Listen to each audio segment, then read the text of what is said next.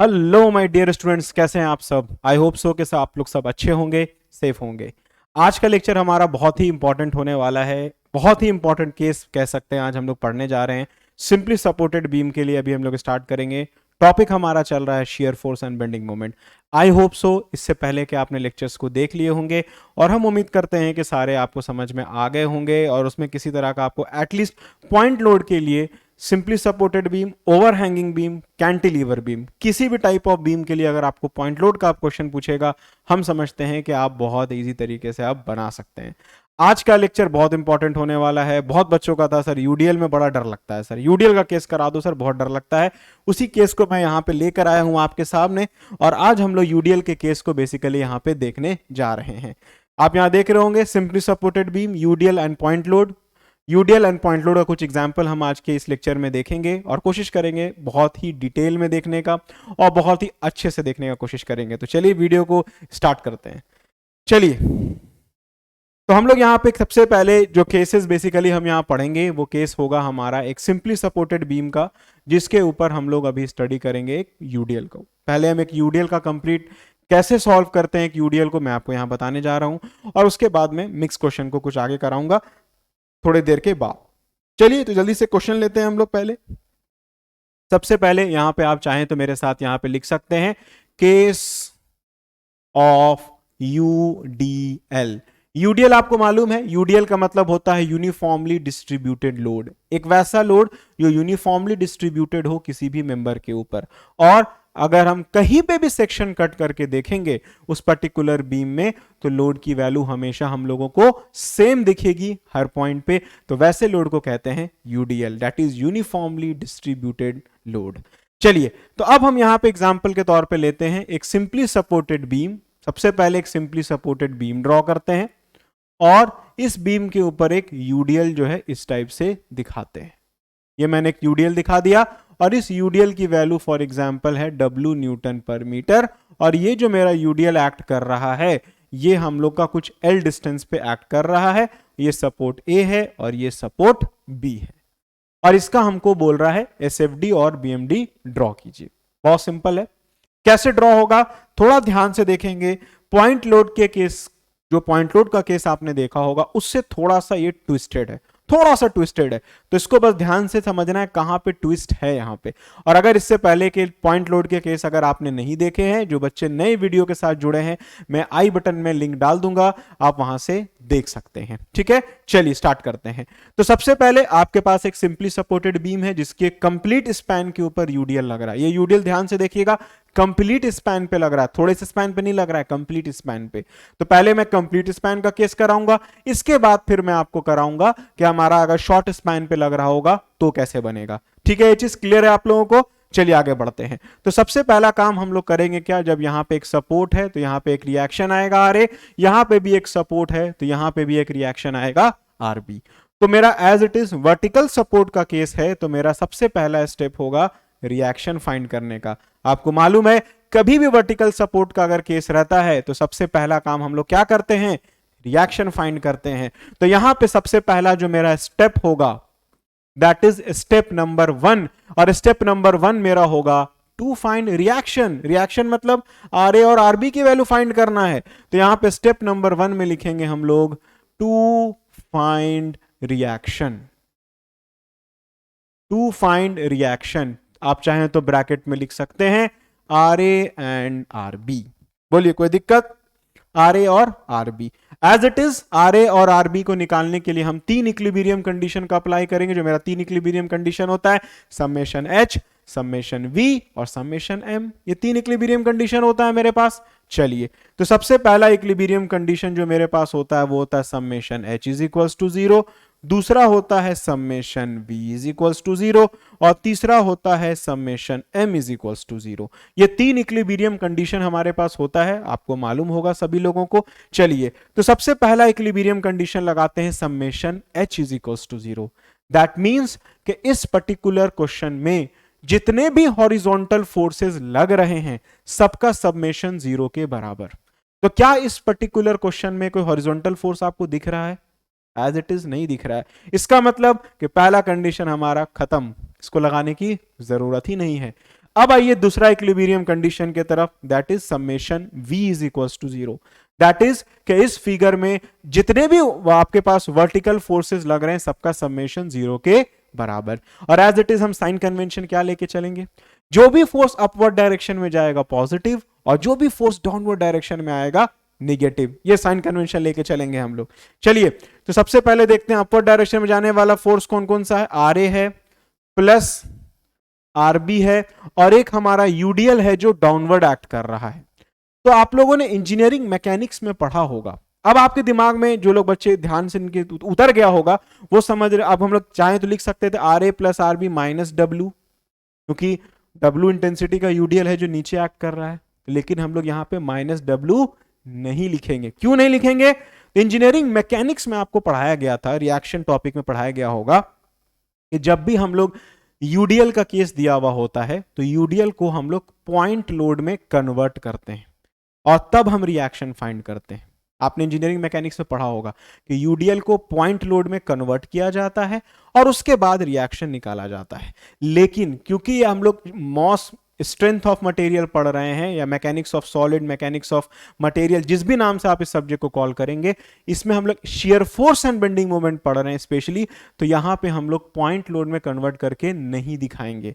याद रखिएगा, कभी भी पॉइंट लोड में कन्वर्ट करके नहीं दिखाया जाता है। कब? जब आप शियर फोर्स और बेंडिंग मोमेंट टॉपिक पढ़ रहे होते हैं तो। क्यों? अगर पॉइंट लोड में आप कन्वर्ट करके यहां पे फिगर में दिखा दीजिएगा, इस यूडीएल को जब आप पॉइंट लोड में कन्वर्ट कर दीजिएगा तो आपका सारा का सारा डायग्राम जो है वो बदल जाएगा। पॉइंट लोड के लिए अगर आप शेयर फोर्स डायग्राम बनाते हैं तो स्ट्रेट लाइन बनता है, और यूडीएल के लिए आपको मैंने बताया था कि shear force diagram inclined line बनता है। तो जब आप यूडीएल को पॉइंट लोड में कन्वर्ट कर दीजिएगा तो जो लाइन बनना था इंक्लाइंड वो लाइन बन जाएगा स्ट्रेट। सारा का सारा सॉल्यूशन गलत। इसलिए कभी भी कन्वर्ट करके नहीं दिखाते। आप अपने माइंड में कन्वर्ट कर लीजिए, अपने दिमाग में आप कन्वर्ट कीजिए या कहीं रफ पेज में कन्वर्ट करके आप रिएक्शन निकाल लीजिए, लेकिन कभी भी एक्चुअल फिगर में कन्वर्ट करके नहीं दिखाएंगे। आप रफ पेज में कहीं भी कन्वर्ट करके रिएक्शन निकाल लीजिए, कोई दिक्कत नहीं होगा। माइंड में कन्वर्ट करके निकाल लीजिए, कोई दिक्कत नहीं होगा। बट यहां पे कन्वर्ट करके एक्चुअल फिगर में कन्वर्ट करके नहीं दिखाना है पॉइंट लोड को। आगे समझ में? इसलिए कि सारा का सारा मालूम चला क्वेश्चन गलत, पूरा मेहनत बेकार। चलिए तो अब हमारा कैसे कन्वर्ट, बहुत सारे बच्चों को इसमें भी कंफ्यूजन था कि सर कन्वर्ट करते कैसे, जरा वो भी बता दीजिए। देखो कन्वर्ट करने का तरीका बाबू बहुत आसान होता है। देखो कैसे आसान होता है। मान के चलो ये कोई हमारे पास बीम है जिसके ऊपर यूडीएल लग रहा है। इस यूडीएल की वैल्यू मान के चलो डब्ल्यू है और ये कितने स्पैन पे लग रहा है? एल स्पैन पे। तो जब भी यूडीएल को पॉइंट लोड में कन्वर्ट करोगे तो पॉइंट लोड में तो कुछ ऐसे ही कन्वर्ट होगा। यूडीएल जब पॉइंट लोड में कन्वर्ट हुआ होगा तो ऐसे ही कन्वर्ट हुआ होगा। अब आपके दिमाग में दो क्वेश्चन उठ रहा होगा। पहला कि सर ये जो पॉइंट लोड में कन्वर्ट हुआ है तो इस पॉइंट लोड की वैल्यू क्या है? ये यूडीएल की वैल्यू तो डब्ल्यू थी, तो क्या ये पॉइंट लोड में जो कन्वर्ट हुआ इसकी वैल्यू भी डब्ल्यू ही रहेगी या कुछ और रहेगी? तो याद रखिएगा, जब किसी यूडीएल को पॉइंट लोड में कन्वर्ट किया जाता है तो ये पॉइंट लोड की वैल्यू डब्ल्यू नहीं रहती है, तो फिर क्या रहती है? याद रखिएगा क्या रहती है? तो जो भी यूडीएल की वैल्यू थी और जितने स्पैन पे यूडीएल लग रहा था, ध्यान से सुनिएगा, जो भी यूडीएल की वैल्यू थी एक्चुअल में और जितने स्पैन पे यूडीएल लग रहा था, उन दोनों को जब आपस में हम मल्टीप्लाई कर देते हैं तो वही उस पॉइंट लोड की वैल्यू हो जाती है। कैसे? तो देखिए, तो ये यूडीएल की वैल्यू क्या थी? डब्ल्यू, और ये कितने स्पैन पे लग रहा था? एल स्पैन पे। तो इस पॉइंट लोड की जो वैल्यू होगी वो होगी डब्ल्यू इंटू एल। याद रखिएगा, W इंटू एल, मतलब जो भी यूडीएल की वैल्यू और जितने स्पैन पे यूडीएल लग रहा था, पूरे स्पैन से मतलब नहीं होगा, जितने स्पैन पे यूडीएल लग रहा होगा उसको आपस में मल्टीप्लाई कर देंगे तो वो हो जाएगी पॉइंट लोड की वैल्यू। अब एक क्वेश्चन और आपके दिमाग में उठ रहा होगा कि सर ये जो यूडीएल था ये तो एल स्पैन पे लग रहा था और ये पॉइंट लोड आखिर कहां पे कन्वर्ट हुआ? पॉइंट लोड जो कन्वर्ट हुआ होगा एल स्पैन में, कहां पे कन्वर्ट हुआ होगा? तो याद रखिएगा, जितने स्पैन पे यूडीएल लगता है, जितने स्पैन पे यूडीएल लगता है, पॉइंट लोड में जब वो कन्वर्ट हुआ होगा तो बिल्कुल उस स्पैन के सेंटर पे कन्वर्ट हुआ होगा। दैट मींस कि कन्वर्ट हुआ होगा यहां से यहां L/2 डिस्टेंस पे और यहां से यहां L/2 डिस्टेंस पे। ये हुआ पॉइंट लोड का ये हुआ यूडीएल का पॉइंट लोड में कन्वर्जन। क्लियर है सब लोगों को? हम समझते हैं। चलिए तो आगे बढ़ते हैं। जब क्लियर है सब कुछ तो तो वही चीज यहां पे भी हम करेंगे, तो R A plus R B और माइनस यूडीएल जो है वो नीचे की तरफ लग रहा होगा, तो यूडीएल को पॉइंट लोड में कन्वर्ट करेंगे। तो पॉइंट लोड में कन्वर्ट करेंगे तो इसकी वैल्यू क्या हो जाएगी, माइनस डब्ल्यू इंटू एल। देखिए कन्वर्ट करके मैंने माइनस डब्ल्यू इंटू एल, ये पॉइंट लोड की वैल्यू हो गई, इज इक्वल्स टू 0। अब आप इसको सॉल्व करेंगे तो वैल्यू क्या आएगी बताइए, R A plus R B is equals to W L.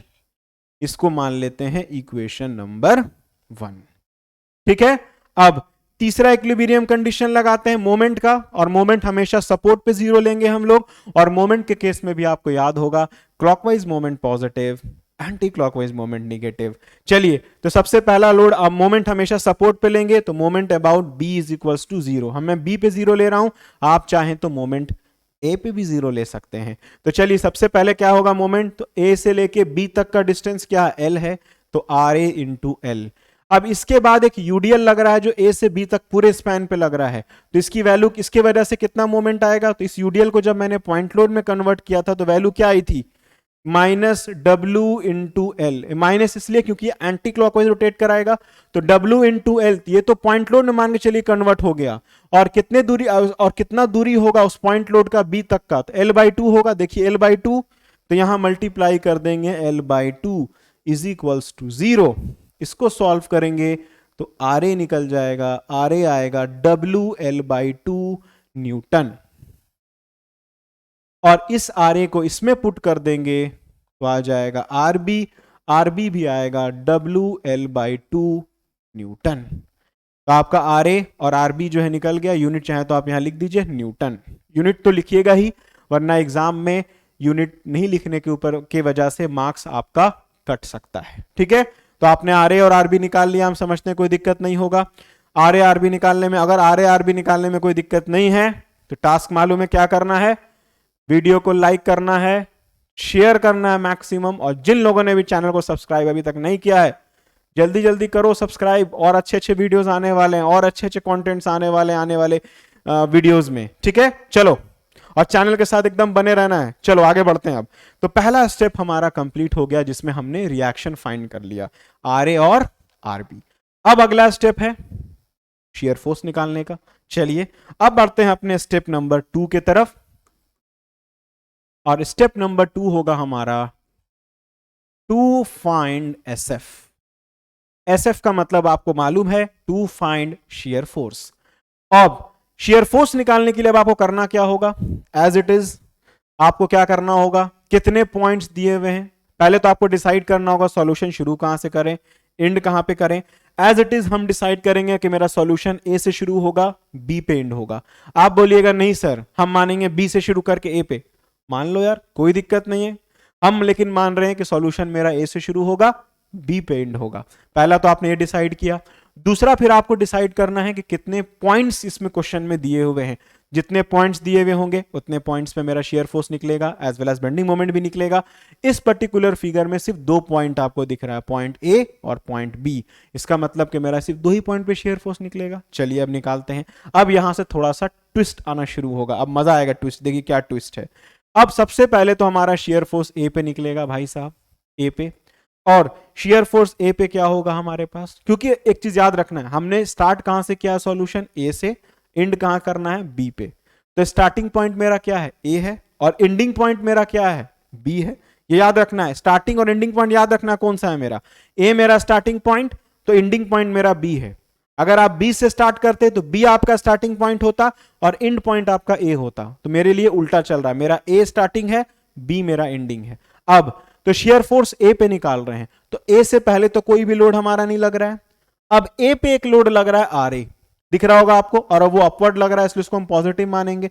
और इसी ए पॉइंट से एक मेरा यूडीएल जो है वो स्टार्ट हुआ है, ए पॉइंट से मेरा यूडीएल क्या हुआ है, स्टार्ट हुआ है। तो याद रखिएगा हमेशा कि जिस पॉइंट से मेरा यूडीएल स्टार्ट हुआ है, क्योंकि हमने ए पॉइंट को स्टार्टिंग माना था इसलिए मेरा मानना होगा कि ए से यूडीएल मेरा स्टार्ट हुआ होगा। तो जिस पॉइंट से यूडीएल मेरा स्टार्ट होता है, अभी हम लोग वहां पे यूडीएल की वैल्यू को नहीं अज्यूम करते हैं, हम लोग नहीं मानेंगे। जिस पॉइंट से मेरा यूडीएल बिल्कुल स्टार्ट हुआ है, जैसे ए से मेरा यूडीएल बिल्कुल स्टार्ट हुआ है, इसका मतलब यह है कि अभी हम लोग यूडीएल की वैल्यू को अपने कैलकुलेशन में नहीं लेंगे जब हम शेयर फोर्स ए पे निकालेंगे। तो क्योंकि ए से ही वो स्टार्ट हुआ है, राइट। तो जहां से स्टार्ट हुआ होता है यूडीएल, अभी हम लोग वहां से वो वैल्यू को कंसीडर नहीं करेंगे। इसका मतलब सीधा सीधी ये हो जाएगा कि जो मेरा शियर फोर्स एट ए होगा वो सिर्फ और सिर्फ क्या होगा, आर ए होगा। और आर ए की वैल्यू क्या होती है, W L by 2 Newton, Newton kilo Newton जो भी यूनिट आपने लिया होगा। अब ए के बाद अगला पॉइंट कौन सा दिख रहा है आपको, बी दिख रहा है। ए के बाद और तो बीच में कोई भी पॉइंट नहीं दिख रहा होगा आपको, ए के बाद डायरेक्टली अगला पॉइंट आपको कौन सा दिख रहा होगा, बी दिख रहा होगा। अब प्रैक्टिकली तो हमको अब डायरेक्टली शेयर फोर्स बी पे ही निकालना चाहिए, बिल्कुल जैसे अभी तक हम लोग करते आए हैं। ए पे निकाले हैं, ए के बाद और तो कोई पॉइंट है नहीं, डायरेक्टली बी है तो बी पे निकालेंगे। लेकिन यूडीएल के केस में ऐसा नहीं करते हैं। अब यहां से ट्विस्ट जो है, थोड़ा सा माइन्यूट सा ट्विस्ट जो है वो स्टार्ट हो गया है। ध्यान से सुनिएगा हम क्या बोलेंगे अभी आपको। देखिए यूडीएल के केस में आपको एक इंपॉर्टेंट चीज है, जब आप शियर फोर्स निकालते हैं, ध्यान सुनिएगा, जब आप शियर फोर्स निकालते हैं तो यूडीएल के केस में एक बहुत ही इंपॉर्टेंट चीज है जो आपको याद रखनी पड़ती है, बहुत इंपॉर्टेंट, दिमाग में आपको रहना चाहिए वो इंपॉर्टेंट बात को जो मैं अभी बताने जा रहा हूं। वो क्या बात है, देखिए जब भी यूडीएल किसी पॉइंट पे एंड हो रहा होता है, ध्यान से सुनिएगा, जब भी यूडीएल किसी पॉइंट पे एंड हो रहा होता है, अगर उस एंडिंग पॉइंट पे, अगर किसी पॉइंट पे यूडीएल एंड हो रहा है और अगर उस एंड पॉइंट पे कोई भी पॉइंट लोड लग रहा हो, जिस पॉइंट पे यूडीएल एंड होता हो, अगर उस पॉइंट पे कोई भी पॉइंट लोड लग रहा हो, चाहे पॉइंट लोड बॉटम से लग रहा हो, चाहे पॉइंट लोड टॉप से लग रहा हो, तो हम लोग पहले जो शियर फोर्स निकालते हैं वो उस पॉइंट के नियर निकालते हैं और फिर उसके बाद शियर फोर्स उस पॉइंट पे निकालते हैं। ये नियर और अबाउट का क्या मतलब है, नियर निकालने का मतलब ये होता है कि पहले हम लोग जहां पे यूडीएल एंड हुआ होगा उस पॉइंट पे जो पॉइंट लोड लग रहा था उसके वैल्यू को इग्नोर करके चलते हैं, और उसके बाद उस पॉइंट पे निकालने का मतलब होता है कि नेक्स्ट बार में कि अब उस पॉइंट पे जो पॉइंट लोड लग रहा था उसको भी कंसीडर करते हैं। एग्जांपल के तौर पे समझेंगे, बहुत हौच-पौच सा लग रहा होगा। एग्जांपल के तौर पे मान के चलो ये कोई बीम है, यहां से मेरा यूडीएल स्टार्ट हुआ, ये स्टार्ट हुआ, यहां पे एंड हुआ, ये पॉइंट ए है, ये पॉइंट बी है जहां पे यूडीएल एंड हुआ।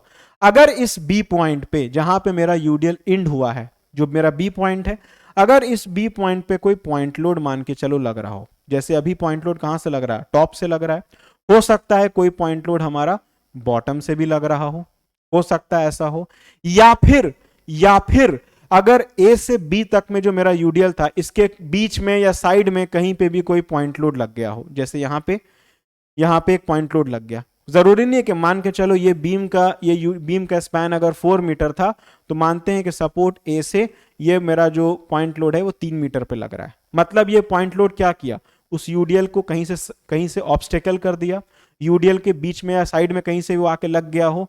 तो इन सारे केसेस के लिए जब भी आप शियर फोर्स निकालेंगे तो मैं पहले समझाता हूं इसका केस, फिर मैं समझाऊंगा इसका केस। तो सबसे पहले समझाता हूं मैं बी पॉइंट पे जब हमको, तो अब देखिए तो आपको कौन कौन सा पॉइंट यहां पे, अभी ये वाले पॉइंट लोड को आप भूल जाइए, अभी ये वाले पॉइंट लोड को आप भूल जाइए, अभी आप ये वाले पॉइंट लोड को भूल जाइए। अभी आपका यूडीएल ए से शुरू हुआ था, बी पे एंड हुआ था, और बी पे एक आपको पॉइंट लोड लग रहा है, चाहे बॉटम से चाहे टॉप से। तो आप प्रैक्टिकली तो सबसे पहले आप शियर फोर्स ए पे निकालिएगा, जो भी वैल्यू आएगी।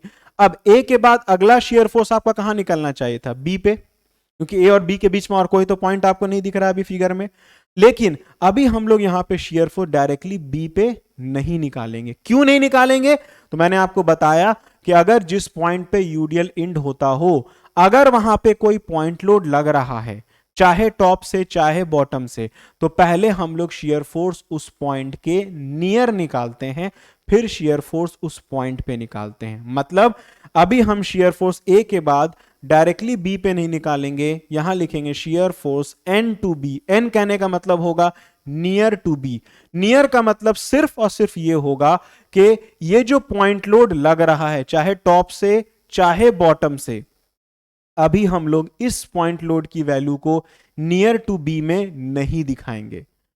निकलेगा तो वैल्यू बी पे ही, लेकिन जो बी पे जो पॉइंट लोड लग रहा था उसको सिर्फ कैलकुलेशन में नहीं दिखाएंगे, ठीक है। उसके बाद जब नियर टू बी निकल जाएगा, फिर हम निकालेंगे शेयर फोर्स एट बी। अब जब एट बी आप निकालेंगे तब आप क्या करेंगे, जो भी पॉइंट लोड लग रहा था उसके वैल्यू को भी आप दिखाएंगे। अब एग्जांपल के तौर पे अभी जो हमारा क्वेश्चन है उसमें वो चीज हम करके दिखाते हैं आपको, ठीक है। देखिए हम क्या करेंगे। अब ए के बाद अगला पॉइंट मेरा बी था जो कि एंड पॉइंट था, और बी पॉइंट पे देखिए कि यूडी एक पॉइंट लोड लग रहा है बॉटम से। दैट मींस कि पहले हम शेयर फोर्स इस बी पॉइंट के नियर निकालेंगे, फिर हम शेयर फोर्स उस पॉइंट पे निकालेंगे। देखिए नियर निकालने का क्या मतलब होगा, यहां समझिए, यहां हम निकाल रहे हैं shear force near to B. Near to B का सिंपल सा मतलब होगा कि अभी हम इस बी पॉइंट पे जो पॉइंट लोड लग रहा है इसके वैल्यू को, जो आरबी लग रहा है, इसको अभी हम इग्नोर कर देंगे। हम नहीं मानेंगे कि मेरा आरबी लग रहा है, निकाल रहे हैं सारी वैल्यू बी पे ही, लेकिन अभी बी पे जो आरबी लग रहा है उसको सिर्फ हम इग्नोर कर देंगे। इग्नोर कैसे करेंगे ये देखिए। तो share force near to B क्या होगा, तो बी से पहले कौन कौन सा लोड लग रहा था, आर ए लग रहा था, और माइनस ये यूडीएल है जो डाउनवर्ड डायरेक्शन में लग रहा है, और इसकी वैल्यू क्या लेंगे, डब्ल्यू लेंगे कि डब्ल्यू इंटू एल लेंगे। तो याद रखिएगा हमेशा डब्ल्यू इंटू एल लेंगे, जो पॉइंट लोड में कन्वर्ट करने के बाद जो वैल्यू आती है वो वैल्यू ली जाती है। तो यहां पे मालूम ये चला shear force near to B क्या हो जाएगा, W into L. Near to B का मतलब है कि बी पे ही निकाल रहे हैं, बस बी पे जो पॉइंट लोड है उसको नहीं दिखा रहे हैं। अब अगला, अब इसके बाद निकालेंगे शेयर फोर्स एट बी। अब वो क्या हो जाएगा, तो आर ए माइनस, इसको हम रब कर देते हैं, R A minus W into L और प्लस आर बी, क्योंकि आर बी कैसा लग रहा है देखिए अपवर्ड डायरेक्शन में लग रहा है, इसलिए प्लस आर बी। अब सॉल्व कीजिए इसको, आर ए के जगह पे W L by two minus W L, solve कीजिए तो minus W L by to Newton. अब इसको सॉल्व कीजिए, आर ए के जगह पे W L by two minus W into L, है ना, और प्लस आर बी के जगह पे भी क्या है, W L by to. Solve करके देखिए इसकी वैल्यू 0 आएगी। ये आपको हर पॉइंट पे निकल गया शेयर फोर्स, आप सॉल्व करके देख सकते हो। और एंड पॉइंट पे हमारा वैल्यू 0 होगा, क्योंकि ये बीम का क्वेश्चन है, सिंपली सपोर्टेड बीम का। सारे पॉइंट पे शेयर फोर्स निकल गया, बस नियर वाला खाली याद रखना है। शेयर फोर्स जब भी, बेंडिंग मोमेंट सब कुछ नहीं करना है, सिर्फ शेयर फोर्स में याद रखना है कि नियर लेना पड़ता है जब भी हमारा कोई यूडीएल एक्ट करता है तो। या एग्जाम्पल के तौर पे मैं आपको बता रहा था, अब दूसरा भी एक और एग्जाम्पल ले लेते हैं। मान के चलिए ये कोई यूडीएल एक्ट कर रहा है बीम पे, और इस बीम का स्पैन मान के चलिए 4 मीटर है, ये सपोर्ट ए है, ये सपोर्ट बी है, और यहां पे कोई पॉइंट लोड लग गया, मतलब सपोर्ट से 2 मीटर पे, सेंटर पे 2 मीटर मत मानिए, 2 मीटर मत मानिए, मान लीजिए 1 मीटर पे लग रहा है।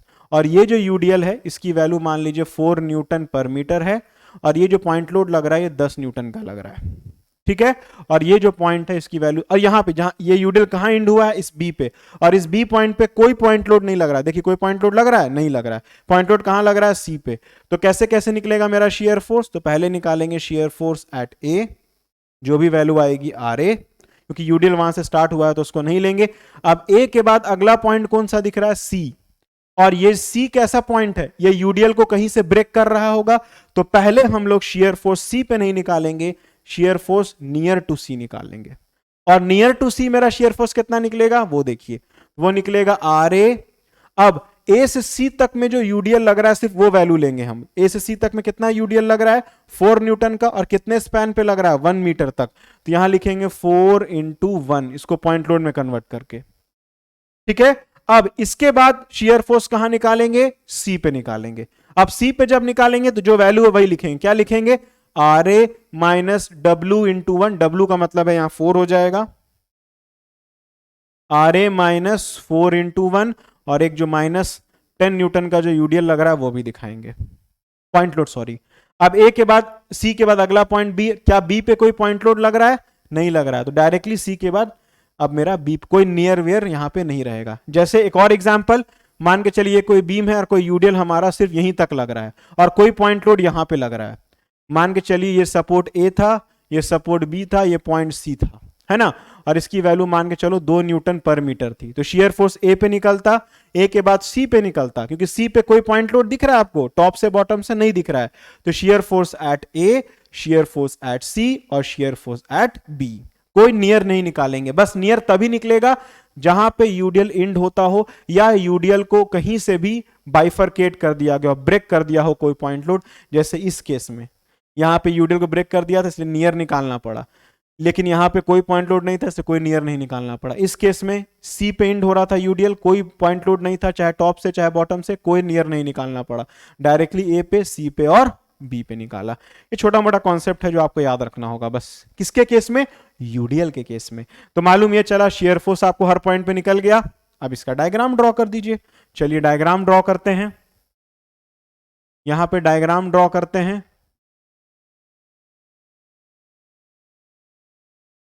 ठीक है, अब ये वैल्यू कितनी है? W, यहां से यहां तक का span L, point A, support A, support B। अब ये नीचे लाइन एक्सटेंड कर देते हैं। अब बोलिएगा सर नियर वाला लाइन कहां दिखाएंगे? तो बाबू नियर वाला जो लाइन है वो जिस पॉइंट के नियर लिया गया उसी पॉइंट पे दिखाएंगे। मतलब किसके नियर लिया गया था? बी के, तो ये बी पे ही वो वैल्यू को दिखाई जाएगी। कैसे? अभी देखिएगा आप। अब एक रेफरेंस लाइन 0 0 का ड्रॉ कर लेते हैं। चलिए, तो सबसे पहले shear force at A 0, shear force A के बाद आपने कहा निकाला? देखिए तो एन का, एन टू बी का मतलब है नियर टू बी, वो वैल्यू क्या आ गई? -WL/2। माइनस मतलब कि निगेटिव वैल्यू है, और नियर किसके लिया था आपने? बी के नियर लिया था, इसलिए वैल्यू बी पे ही दिखाएंगे। मतलब कि बी वाले लाइन में -WL/2 कहां आया होगा? यहां पे आया होगा। अब इसके बाद शेयर फोर्स बी पे निकाला था, जो वैल्यू मेरी 0, जो इस पे ही आएगी। अब कैसे डायग्राम? हाँ सॉरी, शेयर फोर्स एट ए कितना आया था मेरा? सॉरी मैंने गलत दिखा दिया। शेयर फोर्स एट ए मेरा आया था WL/2, तो WL/2 तो यहां होगा नहीं, गलत, ये गलत दिखा दी गई है वैल्यू, ये वैल्यू गलत दिखा दी गई है। WL/2 तो यहां होगा ना, शेयर फोर्स एट ए 0 थोड़ी था, share force at A WL/2 था। अब लाइन को जोड़ देते हैं, पहले यहां से यहां आएंगे। अब देखिए इस पॉइंट से इस पॉइंट, पहले नियर वाला पॉइंट को जुटेगा क्योंकि पहले नियर वाली वैल्यू निकली थी, फिर एट वाली वैल्यू आएगी। अब क्योंकि ये क्वेश्चन में लोड कैसा है? यूडीएल है, तो आपको मालूम है कि यूडीएल के लिए शियर फोर्स डायग्राम कैसा बनता है? इंक्लाइंड लाइन बनता है। आप चाहें तो नोट पलट के देख सकते हैं। ये लाइन कैसे जुटेगा हमारा? यहां से यहां इंक्लाइंड ऐसे जुटेगा और फिर यहां से यहां जुटेगा। तो ये मेरा बन गया SF। ठीक, यहां पे की वैल्यू आ गई WL/2 और यहां की वैल्यू भी आ गई WL/2। बोलिए कोई दिक्कत यहां तक बनाने में, समझने में? बन गया शेयर फोर्स। तो थोड़ा सा ट्विस्ट है जो बस आपको याद रखना है, थोड़ा सा ट्विस्ट है बस, 1 2 क्वेश्चन प्रैक्टिस करते करते आपको आदत हो जाएगी। चलिए आगे बढ़ते हैं। अब इसके बाद अब जो मेरा तीसरा स्टेप होगा वो होगा 2 BM। BM का मतलब है बेंडिंग मोमेंट। बेंडिंग मोमेंट निकालने में कोई नियर वियर लेने की जरूरत नहीं है, कोई नियर वगैरह लेने की जरूरत नहीं है। जितने पॉइंट दिख रहे हैं उतने ही पॉइंट पे मेरा बेंडिंग मोमेंट निकलेगा। जैसे इस फिगर में कितने पॉइंट आपको दिख रहे हैं? पॉइंट ए और एक पॉइंट बी दिख रहा होगा, तो सिर्फ इन्हीं दोनों पॉइंट पे आपका बेंडिंग मोमेंट जो है वो निकलेगा। चलिए निकालते हैं हम लोग जल्दी से, फटाक से। ठीक है, चलिए। तो bending moment, to find bending moment, तो सबसे पहले मेरा बेंडिंग मोमेंट कहां निकलेगा? ए पे निकलेगा। और बेंडिंग मोमेंट एट ए मेरा अल्टीमेटली क्या होगा बताइए? तो बेंडिंग मोमेंट एट ए मेरा होगा 0। रीजन बीइंग 0 होने का, क्योंकि ये ए पे ही लग रहा है ये लोड और ए पे ही मोमेंट चाहिए। तो क्या ये पॉसिबल है होना? नहीं, क्योंकि ए पे ही लोड लग रहा है और ए पे ही मोमेंट चाहिए, तो पॉसिबल नहीं है। ए से यूडीएल स्टार्ट हुआ है, तो मैंने आपको बोला जहां से यूडीएल स्टार्ट होता है उसको कंसीडर नहीं करते हैं। तो बेंडिंग मोमेंट एट ए मेरा क्या हो गया? 0 हो गया। अब ए के बाद अगला पॉइंट है मेरा बी। अब बोलिए सर इसमें आप नियर नहीं ले रहे हैं, तो मैंने आपको बताया बाबू नियर वर इसमें नहीं लेते हैं बेंडिंग मोमेंट में, सिर्फ शियर फोर्स के केस में नियर लिया जाता है यूडीएल में और यूवीएल में भी, राइट? बेंडिंग मोमेंट में कोई नियर नहीं लेते हैं। अगला पॉइंट बी है, तो बेंडिंग मोमेंट एट बी क्या होगा? तो बी से पहले कौन सा लोड लग रहा है? ये लोड लग रहा है आरए। आरए से लेके बी तक का डिस्टेंस एल है, क्लॉकवाइज मोमेंट है इसलिए पॉजिटिव लेंगे, तो आरए इंटू एल। इसके बाद अगला लोड कौन सा है? W न्यूटन मीटर का। और ये W और ये B पे मोमेंट ले रहे हैं, तो इसको पॉइंट लोड में कन्वर्ट करेंगे तो क्या हो जाएगा, W इंटू एल। कुछ ये हम यहाँ पे करिएगा नहीं, हम अपने माइंड में करके दिखा रहे हैं, ये कुछ ऐसे ही कन्वर्ट हुआ होगा W इंटू एल में, और यहां से यहां तक की दूरी क्या आई होगी, L/2। और ये भी एंटी, ये करके दिखाना नहीं, अपने माइंड में ये चीज करना, मैं यहाँ पे दिखा रहा हूँ सिर्फ।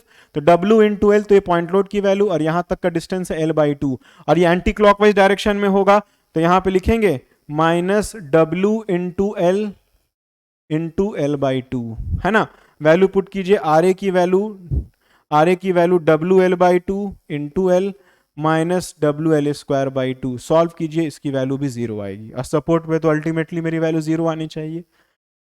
अब आप एक चीज नोटिस करेंगे, बेंडिंग मोमेंट ए पे भी 0, बेंडिंग मोमेंट बी पे भी 0 इस फिगर में, और ए और बी के अलावा तो कोई पॉइंट है नहीं। तो मालूम ये चला हमको, इसको मैं रफ कर रहा हूं, मैंने रफली इसको बना दिया था, ये आपको करके दिखाने के लिए, मैंने आपको समझाने के लिए सिर्फ ऐसा किया है, ठीक है। कोई ऐसा यहाँ पे कोई पॉइंट है नहीं, आप गलती से पॉइंट मत समझ लीजिएगा यहाँ पे। तो मालूम ये चला कोई डायग्राम तो बना ही नहीं, क्योंकि ए पे भी वैल्यू 0 हो गई, बी पे भी 0 हो गई, तो कोई डायग्राम ही नहीं बना मेरा। तो क्या पॉसिबल है ऐसा? बिल्कुल पॉसिबल नहीं है। मतलब ये हुआ कि बीम तो, जब वैल्यू डायग्राम ही नहीं बना, इसका मतलब तो यही हुआ ना कि बीम तो बेंड ही नहीं किया, और जब बीम बेंड ही नहीं किया तो इसका मतलब ये कि डायग्राम ही नहीं बना है मेरा। अब यहां पे क्वेश्चन उठता है, भाई साहब अब क्या करें? अब आइए अपने डेफिनेशन की तरफ। बेंडिंग मोमेंट का डेफिनेशन मैंने आपको बताया था कि बेंडिंग मोमेंट क्या होता है।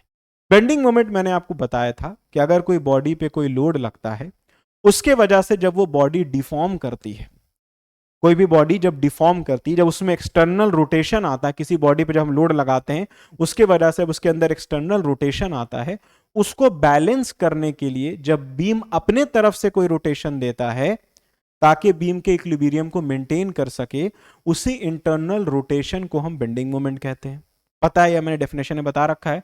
जिन लोगों ने वीडियो को नहीं देखा है, पिछला वाला तो जरूर देख लेंगे, मैं आई बटन में उसका लिंक डाल दूंगा, आप वहां से डायरेक्टली देख सकते हैं। तो इन शॉर्ट बेंडिंग मोमेंट क्या आपको मालूम चल गया। अब जब बेंडिंग मोमेंट ए पे भी 0, बेंडिंग मोमेंट बी पे भी 0, इसका मतलब तो यही हुआ ना कि बीम तो बेंड ही नहीं किया, जो कि तो मतलब इन शॉर्ट ये मालूम चला, क्या इस यूडीएल के वजह से बीम बेंड नहीं करेगा? प्रैक्टिकली पॉसिबल है? नहीं, बीम करेगा बेंड, प्रैक्टिकल सी बात है, बीम बेंड करेगा, बट यहां पे तो कोई वैल्यू ही नहीं निकल के आई। अब वो वैल्यू कहां से निकल के आएगी, उसके लिए मैंने आपको बोला डेफिनेशन की तरफ जाइए। तो बेंडिंग मोमेंट क्या होता है आपको समझ में आ गया। अब शियर फोर्स क्या था? शियर फोर्स मैंने आपको बताया था, ये एक तरह का वर्टिकल ट्रांसवर्स फोर्स था। वर्टिकल ट्रांसवर्स फोर्स था जो किसी एक्सटर्नल ट्रांसवर्स फोर्स को बैलेंस करने के लिए जो बीम अपने तरफ से इंटरनल ट्रांसवर्स फोर्स देता है ताकि बीम के इक्विलिब्रियम को मेंटेन किया जा सके, उसी इंटरनल ट्रांसवर्स फोर्स को हम शियर फोर्स कहते हैं। जैसे हम आपको धक्का लगाते हैं, गिराने के लिए हम कोशिश करते हैं, तो आप हमको क्या कीजिएगा, मेरे फोर्स को बैलेंस करने के लिए आप अपने तरफ से एक फोर्स लगाइएगा ताकि आप अपने पोजीशन पे खड़े रहें। मान के चलिए वही चीज आपका शियर फोर्स है, वही चीज बीम में भी हो रहा है कि बीम को गिराना चाह रहे हैं हम एक्सटर्नल लोड के थ्रू, लेकिन बीम नहीं गिरना चाह रहा है अपने इंटरनल लोड के थ्रू। अब एग्जाम्पल के तौर पे समझिए कि मैं आपको धक्का दे रहा हूं गिराने के लिए। अब जब मैं आपको धक्का दे रहा हूं गिराने के लिए और आप अपने तरफ से कोई भी इंटरनल फोर्स नहीं लगाते, मैं आपके तरफ से कोई भी फोर्स नहीं लगता है मेरे फोर्स को बैलेंस करने के लिए, तो प्रैक्टिकल सी बात है कि आप गिर जाइएगा। जब तक आप मेरे फोर्स को बैलेंस करने के लिए कोई फोर्स नहीं लगाइएगा तब तक तो आप खड़े नहीं रह पाइएगा। हमने आपको फोर्स लगाया गिराने के लिए, आपने कोई भी रेजिस्टिव फोर्स नहीं लगाया मेरे फोर्स को रोकने के लिए, तो प्रैक्टिकल सी बात है आप धप से गिर जाइएगा। एकदम सिंपल सा कॉमन सा बात है। वही चीज समझिए बीम के केस में, अगर किसी पॉइंट पे बीम पे कोई लोड लग रहा हो और बीम कोई भी रेजिस्टेंस नहीं दे उस एक्सटर्नल फोर्स को बैलेंस करने के लिए, तो प्रैक्टिकल सी बात है कि उस पॉइंट पे बीम सबसे ज्यादा बेंड कर जाएगा। कोई एक ऐसे पॉइंट पे जिस पॉइंट पे आपने बीम पे आपने लोड लगाया हो और बीम उस पॉइंट पे कोई रेजिस्टेंस ही नहीं दे उस लोड को बैलेंस करने के लिए, तो प्रैक्टिकल सी बात है कि उस पॉइंट पे बीम सबसे ज्यादा बेंड कर गया होगा। और बीम जिस पॉइंट पे सबसे ज्यादा बेंड हुआ होगा उसी पॉइंट पे सबसे ज्यादा एक्सटर्नल रोटेशन आया होगा। सबसे ज्यादा बेंड करने का मतलब क्या है, उस पॉइंट पे सबसे ज्यादा एक्सटर्नल रोटेशन आया होगा। तो प्रैक्टिकल सी बात है कि उस सबसे ज्यादा एक्सटर्नल रोटेशन को बैलेंस करने के लिए बीम अपने तरफ से एकदम मैक्सिमम इंटरनल रोटेशन लगाया होगा, जिसको हम बेंडिंग मोमेंट कहते हैं, ताकि बीम अपने इक्विलिब्रियम को मेंटेन कर सके। प्रैक्टिकल सी बात है, उस इंटरनल रोटेशन के थ्रू। तो इन शॉर्ट मालूम ये चला कि जिस पॉइंट पे, अक्सर आप सुनते होंगे कि जिस पॉइंट पे शियर फोर्स 0 होता है, या शियर फोर्स जिस पॉइंट पे अपना साइन चेंज करता है, उस पॉइंट पे मेरा बेंडिंग मोमेंट मैक्सिमम होता है। अक्सर सुने होंगे आप। उसका मतलब यहां से आपको समझ में आया। मतलब क्या हुआ कि जिस पॉइंट पे शियर फोर्स 0 हो गया, इसका मतलब उस पॉइंट पे बीम ने कोई भी रेजिस्टेंस नहीं दिया। जब बीम ने कोई भी रेजिस्टेंस नहीं दिया, उस पॉइंट पे बीम सबसे ज्यादा बेंड हुआ होगा, और जिस पॉइंट पे बीम सबसे ज्यादा बेंड हुआ होगा, उस पॉइंट पे बीम मतलब एक्सटर्नल रोटेशन सबसे ज्यादा हुआ होगा। उस पॉइंट को बैलेंस करने के लिए, उस एक्सटर्नल रोटेशन को बैलेंस करने के लिए बीम सबसे ज्यादा इंटरनल रोटेशन दिया होगा, ताकि बीम अपने इक्विलिब्रियम को मेंटेन कर सके। उसी इंटरनल रोटेशन को हम कहते हैं क्या? बेंडिंग मोमेंट कहते हैं। तो मालूम यह चला कि जिस पॉइंट पे, तो वही अब हमको इस फिगर में देखना है, क्या कोई एक ऐसा पॉइंट है, क्या कोई एक ऐसा पॉइंट है इस फिगर में जहां पे शियर फोर्स 0 हो रहा हो, या शियर फोर्स अपना साइन चेंज कर रहा हो। जब साइन चेंज करेगा तो ऑब्वियस सी बात है, एक पॉइंट पे वो 0 हुआ होगा। तो उसी पर्टिकुलर पॉइंट पे मेरा बीम सबसे ज्यादा बेंड हुआ होगा, और बीम जिस पॉइंट पे सबसे ज्यादा बेंड हुआ होगा, तो उसी पॉइंट पे मेरा बेंडिंग मोमेंट भी सबसे ज्यादा निकल के आया होगा। आ रहा समझ में? इतना कहानी कहने का मतलब क्या है? अब देखिए, इस फिगर में आपको एक पॉइंट दिख रहा होगा, मैं आपको दिखाता हूं। ये वाला पॉइंट, ये पॉइंट दिख रहा है, जिस पॉइंट पे शियर फोर्स पॉजिटिव से निगेटिव हो रहा है। तो जब शियर फोर्स पॉजिटिव से निगेटिव हो रहा होगा, एक टाइम में शियर फोर्स 0 तो हुआ ही होगा। जब शियर फोर्स 0 हो गया होगा, इसका मतलब तो यही है ना कि बीम अपने तरफ से कोई रेजिस्टेंस ही नहीं दिया होगा इस पॉइंट पे।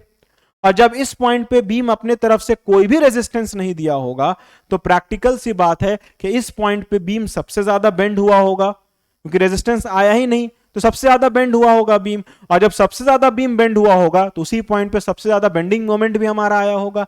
तो मालूम ये चला कि इस पर्टिकुलर पॉइंट पे, इस फिगर में शियर फोर्स मेरा यहीं पे 0 हो रहा है, इसलिए मेरा बेंडिंग मोमेंट मैक्सिमम कहां निकल रहा होगा? इस पॉइंट पे निकल रहा होगा। तो अब हम लोग क्या करेंगे, जहां पे शियर फोर्स हमारा 0 हो रहा था, वहां पे एक सेक्शन कट करेंगे, वहां पे एक सेक्शन कट करेंगे एक्स एक्स, और इसी सेक्शन एक्स एक्स पे मेरा बेंडिंग मोमेंट क्या निकल के आएगा? मैक्सिमम निकल के आएगा। तो पहले तो हमको ये पता ही नहीं है कि ये सेक्शन कहां पे कट रहा है, कि ये बीम एल स्पैन का है, ये सेक्शन कहां पे कट कर रहा है हमको मालूम नहीं है। तो लेट अस अज्यूम कि ये जो सेक्शन कट किया है मैंने, ये सेक्शन मैंने सपोर्ट ए से कुछ एक्स डिस्टेंस पे कटा है। कितने दूरी पे कटा है? एक्स दूरी पे ये सेक्शन कटा है। तो मालूम इन शॉर्ट ये चल गया कि जो मेरा bending moment at x x होगा, वही मेरा मैक्सिमम बेंडिंग मोमेंट होगा, क्योंकि उसी पॉइंट पे शियर फोर्स 0 हो रहा है, तो उसी पॉइंट पे बेंडिंग मोमेंट मैक्सिमम हो रहा होगा। तो bending moment at x x मेरा क्या निकलेगा? हम क्या कर सकते हैं, जितना दूर मैंने सेक्शन काटा है और मैंने सपोर्ट ए से दिखाया है, ये एक्स डिस्टेंस पे है, इतने फिगर को हम यहां पे ड्रॉ करते हैं। यहां पे देखिए, ये एक्स एक्स सेक्शन कट करने का मतलब क्या हुआ? इतने से पार्ट को मैं अलग कर देता हूं, और ये हो गया मेरा आर ए, और यहां से यहां तक का डिस्टेंस क्या है? एक्स है।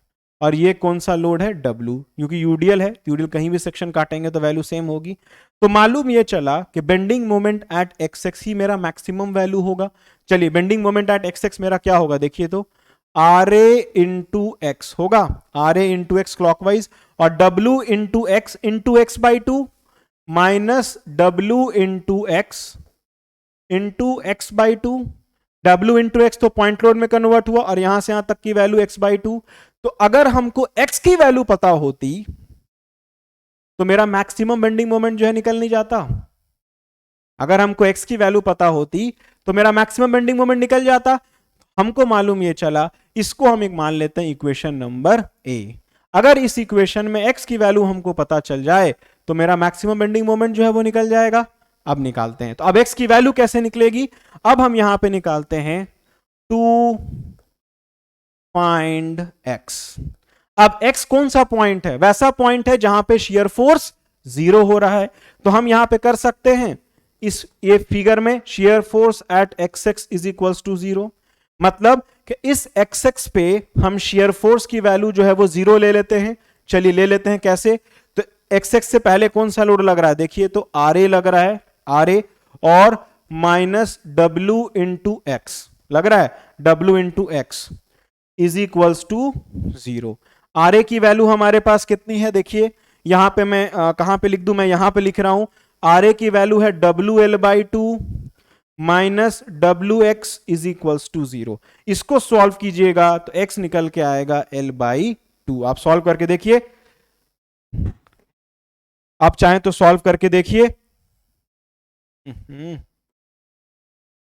आप चाहें तो सॉल्व करके देखिएगा, x की वैल्यू आएगी l बाई 2। इस केस में l बाई 2 आया है, जरूरी नहीं है कि हर केस में l बाई 2 आएगा, लेकिन तरीका निकालने का यही रहेगा। इस केस में ऐसा हुआ कि बिल्कुल शियर फोर्स सेंटर पे 0 हो रहा है, मतलब कि बेंडिंग मोमेंट बिल्कुल सेंटर पे मैक्सिमम हो रहा है। हर केस में ऐसा नहीं होगा, तो केसेस के हिसाब से आपकी वैल्यूज डिफरेंट आएगी, लेकिन निकालने का प्रोसेस यही होगा। आप सेक्शन यहां ड्रॉ करेंगे, एक्स एक्स पे वैल्यू 0 ले लेंगे, R A minus W x is equal to 0, R A की वैल्यू पुट करेंगे, सॉल्व करेंगे, एक्स की वैल्यू l बाई 2 निकल जाएगी। अब इस x की वैल्यू को इसमें पुट कीजिए, जहां जहां x है वहां पे l बाई 2 पुट कीजिए, तो bending moment at x x आपको निकल के आ जाएगा W L square by 8। Put करके देखिए, डब्ल्यू एल स्क्वायर बाई 8 निकल गया। अब इसको हम यहां पे ड्रॉ कर देते हैं। जो जो पॉइंट्स हमको मालूम है उन सारे पॉइंट को नीचे एक्सटेंड कर लेते हैं। ये एक्स एक्स वाले पॉइंट को ये भी एक्सटेंड करेंगे। इसको थोड़ा हम रब कर रहे हैं यहां पे, ये ए वाला पॉइंट। अब यहां पे एक रेफरेंस लाइन ले लेंगे, shear force bending moment eight A 0, bending moment at x x W L square by 8, और एट बी बी वैल्यू मेरी 0 हो गई। और मैं बेंडिंग मोमेंट डायग्राम बना रहा हूं, तो आपको मालूम है कि बेंडिंग मोमेंट डायग्राम कैसा बनता है यूडीएल का? कर्व लाइन, जिसको सेकेंड डिग्री पैराबोला कहते हैं। ये लाइन कैसा बनेगा? इस टाइप से कर्व बनेगा, और इसकी मैक्सिमम वैल्यू क्या है यहां से?